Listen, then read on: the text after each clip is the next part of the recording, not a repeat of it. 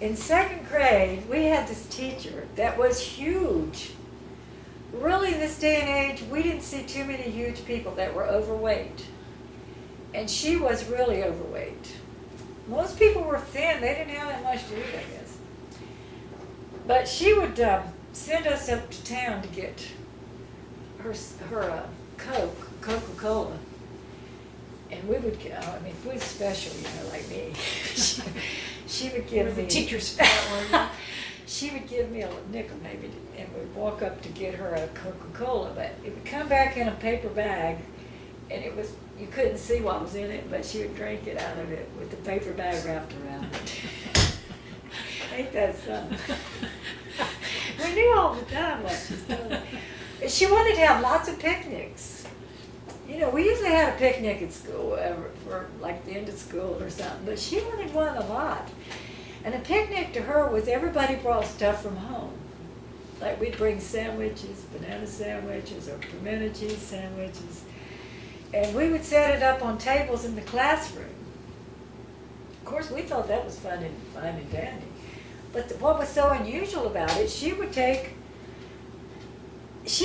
her plate and go around there and gather up everything she wanted and piled it up before we even got a chance to eat.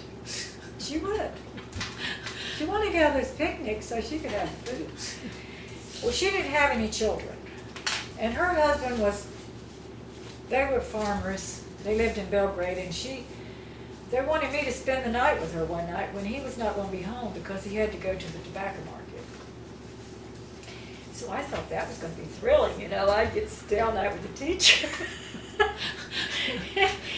And so I was pretty brave. I remember, so it wasn't like I thought it was going to be, though. I had to sleep in the bed with her. And I remember her husband coming in there and telling her that morning, telling her good night or something. This is strange. I'm in his bed with his teacher, and here he comes in there telling her goodbye or something. And she had what you call graham bread. Now today I think you call it whole wheat, but they called it graham bread. Have you ever heard of that? So everything she made, the sandwiches were all graham bread. We had white bread at home. But did you think that was a treat or not? Well, I thought it was unusual, but it was good, so I ate it. But every time I did anything, like I'd wash my hands we didn't have running water there either, but she had this little wash pan, they called it, where you wash your hands in and wash your face.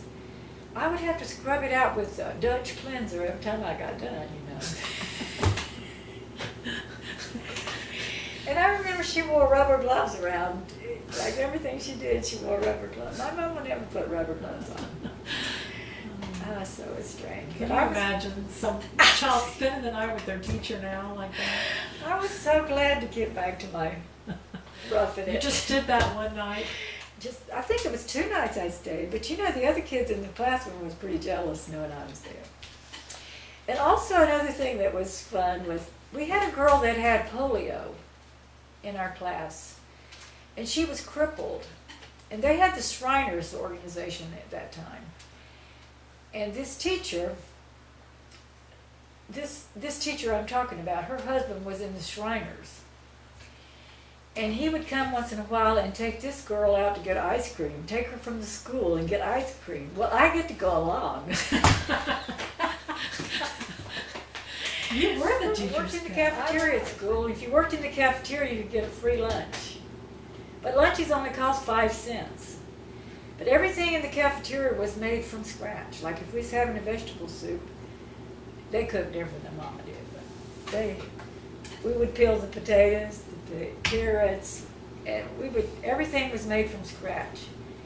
And I thought it was very good because it was different than I was used to at home, because we had the same old. They'd come in and write the menu on the board. And I remember when they would write mashed potatoes and gravy. Oh, that sounded good. That was good. We didn't have like mashed potatoes and gravy. And it was fun. We'd get these little jars of milk, little bottles of milk. They'd have this little disc thing for the top. And in the wintertime, we had milk. They'd bring milk around between lunch and start of school, we'd have a little refreshment. But the milk, they would put it outside the window to keep it cold. So it was nice and cold, and got ready to drink. And we had a heating system that was radiators, like these big iron things, you know. And they would spew once in a while. They would just let out so much steam and scare you to death. And they always had a picture of George Washington, but they never did have Lincoln up there. Abraham Lincoln was not a very good thing for the South. So I think when I was in the 4th grade, Teddy Roosevelt, I think that was Teddy that died. During the war, he died. He's our president.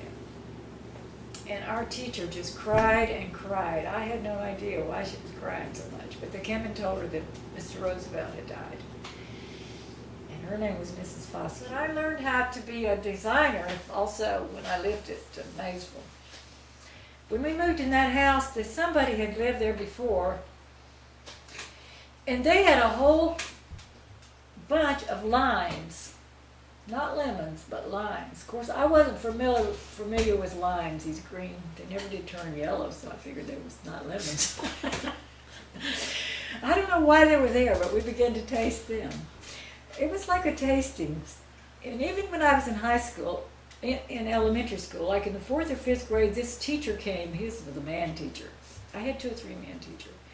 But he was from a different place because he wanted us to taste things. You know, he wanted us to experience. We had never heard of olives, for instance, and he would bring olives for us to taste of. And just all sorts of weird things we tasted of. And we didn't like them. And so he would, and one teacher wanted us to taste of asparagus. We didn't grow no asparagus in our yard. Come on now, man, where did you get? We had collards and sweet potatoes and turnip greens and eggplants, but some of that stuff. We had okra.